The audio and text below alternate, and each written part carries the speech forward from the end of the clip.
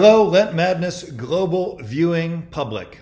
It's time for another episode of Monday Madness. I'm Scott Gunn coming to you live from the Executive Directory in Cincinnati, Ohio, and I'm here with Tim Schenck, who's coming to you live from the Episcopal Parish of St. John the Evangelist in Hingham, Massachusetts. Hello, Tim.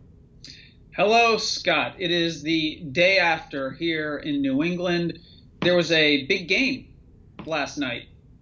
Really? Hockey or golf or something?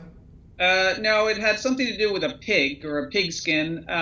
Yes. And yes, the New England Patriots, many people are very excited and many people are very angry. I know you were upset that there was no kind of Saint tie-in. If only there was a football team named the Saints that could have been in the Super Bowl. Yeah, well, obviously the NFL hates Lent Madness and didn't want to risk getting people exposed to the idea of saints, because then everyone would tune out of the NFL and tune into Lent Madness. But we digress. That really isn't the big story of the week. Yes. We had a vote. We had a vote. Some would call it the first vote of this 2019 Lent Madness season, and it was unusual because it was a vote among three options. What were people voting for, Tim?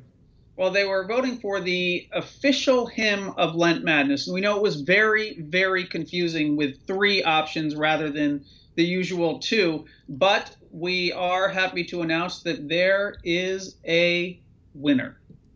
That's exactly right. The winner is The Glory of These 40 Days. And you're all thinking, oh, I know that one. That's a classic, but it's not quite the one you're probably used to singing in the hymnal. To wit, the first verse goes, "The glory of these 40 days is added to by glorious saints, whose stories told by bloggers find, enrich our hearts and stretch our minds." That's just that's fantastic. I couldn't have said it better myself. Right, and in fact, you didn't. No. It was Sister Diana of the Community of the Transfiguration who penned those words and the words of the other two. So we're excited for really all of Lent Madness that we have an anthem now, The Glory of These 40 Days. And we're excited for Sister Diana, who will surely skyrocket to fame now. Yep. And I assume that this will be the opening hymn at all of your Lenten services. I mean, in addition to the litany. Well, exactly. Yeah. So now, but we're missing one key thing. The one important thing has not yet happened. Right. We do not have a recording of an all-star saintly choir singing this. So if you would like to encourage your choir masters or your choirs to gather together and sing with all their might from the choir loft or wherever they are, this hymn, we will post it, and your choir will be famous. Indeed, better than a Grammy. Now, another question I have is, do you think we can even do Lent Madness if we don't get a good recording of our anthem? Ooh, yeah. There, in football and in sports, there are holdouts. You hold out for more money. We may hold out for a recording of the official Lent Madness hymn if we don't get it. So just keep that in mind. That's exactly right. Well, that's exciting. So now, other than people basking in the glory of these 40 days and singing the hymn and teaching all their children and their neighbors this important new hymn, is that all people should be doing, or should they be doing something else? Oh, it's funny that you mentioned that, because just today in the mail, I finally asked our folks in the office here to order some, and check this out. Wow. You know what that is? It's a brick of solid gold. This, we should keep these in Fort Knox.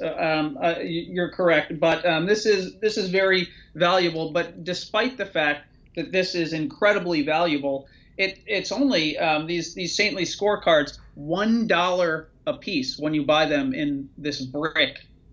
Wow. So people buy 3 or more bricks of scorecards, 30 or more, and they're only $1 each. $3 if you want one. Also available for Kindle, by the way. So wow. But so everybody should be buying their scorecards, reading the bios, filling out their brackets, and practicing some Lent Madness evangelism. Right, right. And do you remember where they would need to go? Oh, I just figured you'd get them at Walmart or something. Yeah, in the Lent aisle. That's right, of Walmart. But a more effective, perhaps more effective way would be to go to www.lentmadness.org. Wow. And what will they find once they get to lentmadness.org? Magic. But they will also find the Lentorium tab, where they can click and order all of their saintly scorecards, their giant bracket posters, to wallpaper the narthex, and all of your Lent Madness 10-year anniversary, by the way, all of your Lent Madness needs at www.lentmadness.org. Yeah, by the way, does the scorecard have anything about the 10th anniversary on the front cover?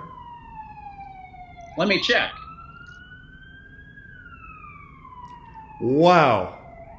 It does, celebrating 10 years of Lent Madness. Who could believe that they would let us do this for a decade? Who could believe? So everyone should be buying twice as many scorecards because they're going to want to have some to sell on eBay in a couple of years. Yes, this will absolutely be a collector's item. Well, Scott, this has been another very lively and entertaining episode of pre-season Monday Madness. Absolutely. And Tim, happy Lent. Happy Lent.